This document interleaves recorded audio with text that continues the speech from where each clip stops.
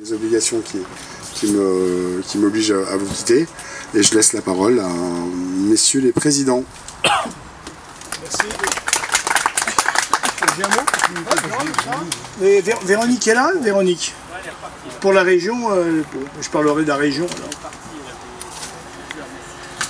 Bon, écoutez, monsieur le maire, merci effectivement de nous accueillir en votre belle ville.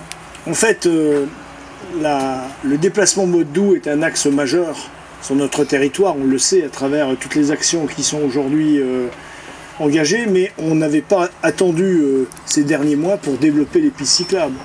Sur Port-de-France-Thionville, c'est plus de 80 km de pistes cyclables qui relient d'ailleurs toutes les communes, les 13 communes entre elles, sont reliées par des pistes cyclables. Et puis nous avons aussi ouvert notre territoire sur le plateau et du côté de Tressange, Noncay, Autange, on a maintenant une piste cyclable qui nous permet du territoire thionvillois d'aller relier Autange. Mais aussi du côté Val-de-Fensch, je crois que c'est plus de 40 km de pistes cyclables et symboliquement bien entendu, puisqu'aujourd'hui on ne peut plus parler des deux agglos, on ne peut parler que d'une agglomération, l'agglomération Thionville-Fensch agglomération. Et je crois que c'est un axe important, majeur, d'autant que la volonté des deux présidents, de par aussi leur passion pour le vélo, fait que c'est plus facile de bien s'entendre et de développer et de mailler notre territoire par des pistes cyclables. Et effectivement, symboliquement, cette piste entre Terville et Hayange, et je salue une fois de plus la présence du maire de Terville, je regrette l'absence du maire d'Hayange, puisqu'après tout, c'est sa bonne ville qui aujourd'hui est reliée par une piste cyclable, prise en charge par les deux agglomérations, je ne reviendrai pas, mais c'est un coût quand même de plus d'1,3 million qui sont mis sur ces pistes cyclables. Et ce n'est pas les dernières que nous faisons, puisqu'il y a en projet celle entre Thionville et Florange, par le chemin du Led, Rémi, et qui relierait le chemin du Led à la zone du Breuil, en pleine réflexion, et puis celui entre Thionville et Hayange par Bevange Saint-Michel au Conaquer, et donc on n'est plus très loin de chez toi, ma chère Alexandra, parce que là on est, voilà, on relie, c'était une priorité absolue de relier Nilvange et notre territoire. Voilà, je pense qu'on est au début, je crois qu'il faut que vous en soyez tous conscients d'une superbe aventure qui s'ouvre à nous. Travailler comme nous l'avons fait, convaincre comme nous l'avons fait, pour aboutir à cette fusion, va ouvrir le champ de tous les possibles.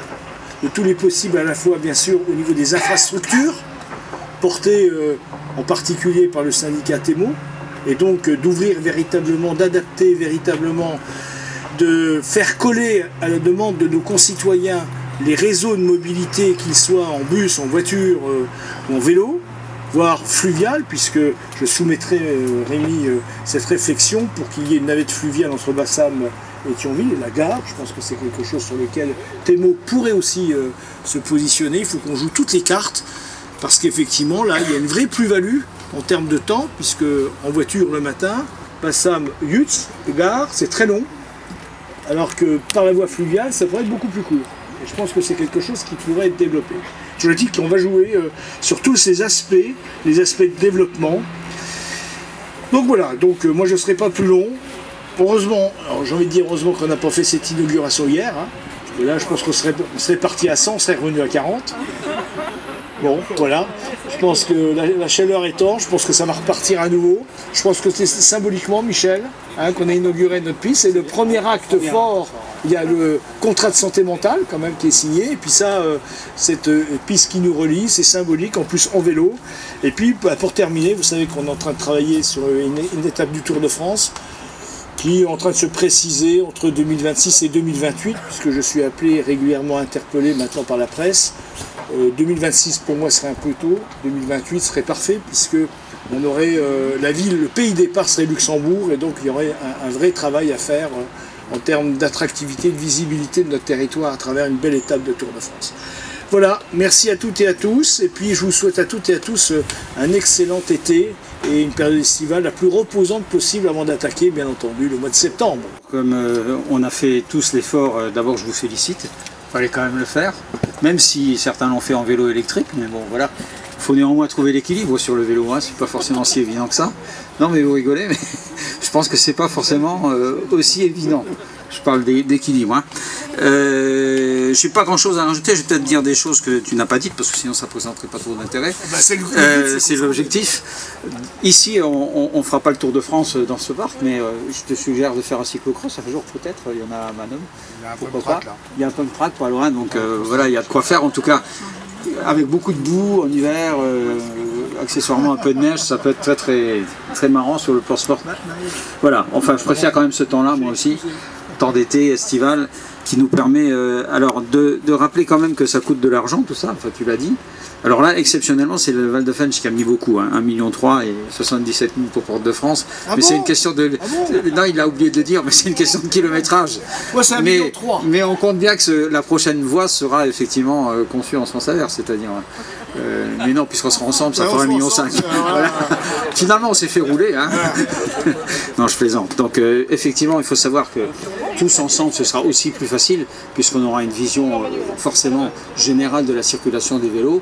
Moi, je reconnais d'ailleurs que j'ai deux parcours préférés, hein, puisque ce sont les courts parcours, on n'a pas beaucoup de temps forcément dans la journée.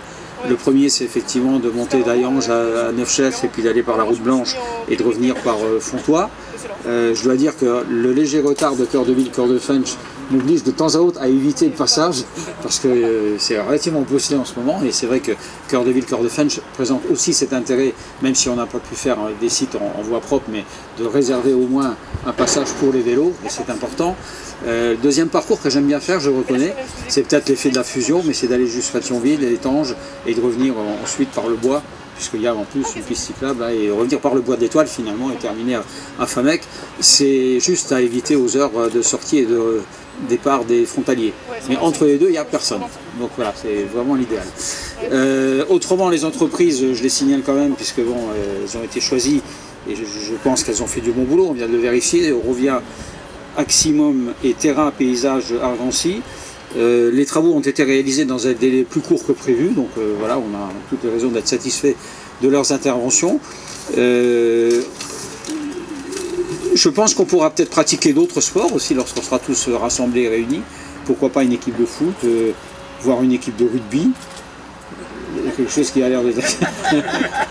Il y a Ozenburger, hein, voilà, on a tout ce qu'il faut. Hein. Au sein des activités ludiques de l'agglo. Moi je trouve que ce serait pas mal, d'avoir une équipe, des équipes comme ça, mais ça peut être du volley ou du basket. Hein. Je pense que les élus et le personnel, au total on sera quand même, combien, 600, non, 700 pratiquement. Ah mais tu veux dire au sein de la... Ouais, au sein, on va faire on appelait les corpos. Exactement, les corpos. Et pourquoi pas, après tout, je me dis, je lance l'idée comme ça, si ça en intéresse certains, il y en a bien qui ont fait des chorales, comme au département de la Moselle, ça n'existe plus d'ailleurs je crois, hein, c'est terminé. Plus qu'Alexandra et Rémi sont arrivés, il n'y a plus de chorale au département. Hein. Ouais, ça chante plus de la même manière. Quoi. Non mais vous écoutez pas, c'est pas grave. Mais on peut faire une chorale aussi hein, au niveau du Val de Fensch. Je pense qu'il faudra prendre des initiatives un peu ludiques comme ça pour populariser les communautés, parce que mine de rien, quand vous interrogez la population sur ce que fait une communauté, ils n'en savent rien. Hein, d'où l'utilité peut-être aussi de ce type de manifestation pour montrer qu'on fait quand même des choses et que ça coûte de l'argent, mais que ça crée également un certain nombre d'équipements et de services utiles pour eux tous. Voilà, bah écoutez, maintenant on va manger tranquillement, enfin on va se sustenter. Se sustenter. Enfin qu'on croit qu'on ne fait pas des économies et puis qu'on claque l'argent par les fenêtres. Hein. Voilà. J'ai vu d'ailleurs qu'il n'y avait pas grand chose. Hein. C'est juste peut-être un petit truc. Ou alors ça vient. C'est pas un temps à manger. Hein. C'est pas un temps à manger en plus. C'est un temps à boire. On va pas sortir de la charcuterie. Hein, pour qu'il y ait des... Voilà. Bien, merci de m'avoir écouté. Et puis bon, bonne journée. Et la région, hein, je crois que la région. J'avais prévu, mais je les ai oubliés. Alors, vous avez une participation de l'État DETR de 456 000 €, une participation de la DREAL dans le cadre d'un appel à projet de 124 000 € et le conseil régional dans la partie PTRTE 380 000 €. Voilà. Donc merci à eux, parce que sans tous ces partenaires, on ne pourrait pas faire évidemment aussi vite et aussi bien. Je vous passe volontiers la parole. Alors, je vous remercie. Moi, monsieur le sous-préfet s'excuse, hein, il n'a pas pu participer aujourd'hui à l'inauguration parce qu'il y avait une réunion sur l'assainissement, donc s'en excuse. Donc il m'a dit, vous faites du VTT, allez-y. Donc voilà, donc, je suis venu. C'est comme ça que ça marche dans l'État. Voilà, c'est comme ça que ça marche à l'État. Moi, je suis plutôt cycliste du dimanche, mais j'aime bien les petites montées, quoi. Je suis plutôt cycliste côté du Mont-Saint-Quentin, mais c'est vrai que c'est bien raide quand même, c'est sympa. Voilà. Juste simplement, moi je voudrais faire un petit rappel sur l'inscription de ces projets de mobilité douce dans le cadre des pactes ce qu'on appelle les pactes de réussite et de transition écologique qui ont été lancés en 2021 et qui ont été actualisés avec vos services tant du côté du Val de Fensch que Porte de France-Thionville. On voit émerger depuis 2021 dans tous les EPCI des dossiers de mobilité douce que l'État a financés. L'idée c'est de faire un maillage, vraiment une interconnexion, et même là on travaille avec nos collègues de la sous-préfecture de Forbach, par exemple sur l'arc mosellan, ça va permettre de raccrocher l'Allemagne, et toutes les petites interconnexions qu'on va pouvoir développer, et celles que vous avez développées sur vos territoires, sont vraiment importantes puisque ça permet de relier la V50, ça permet pour les cyclistes que nous sommes, hein, aujourd'hui c'est de plus en plus compliqué d'être sur les routes. Moi je trouve vraiment un intérêt qu'il y ait des connexions sécurisées, comme vous avez pu le faire aussi, Monsieur le Président, sur la partie Zac-Cormontaine qui a été financée aussi par l'État, je crois à 95 000 € l'année dernière. Voilà. Là ici on est sur une subvention décile à 325 000 €.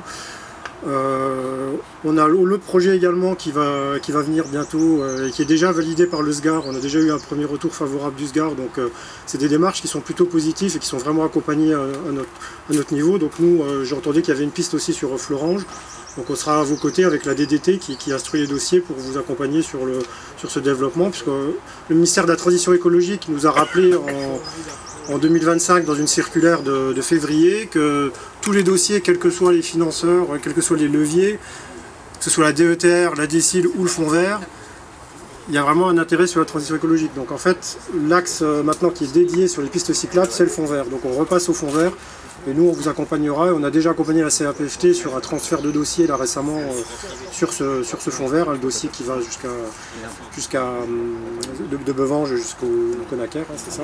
Donc là on l'a vite switché sur la partie Fonds vert pour que vous puissiez bénéficier rapidement dans un contexte qu'on s'est tendu en termes d'enveloppe, mais néanmoins voilà, on essaie à chaque fois d'optimiser sur les dossiers qui ont un intérêt, je le répète, dans les PTRTE. C'est vraiment important pour nous de nous faire remonter ces dossiers sur la transition écologique puisqu'ils sont priorisés par le préfet. Voilà, merci beaucoup.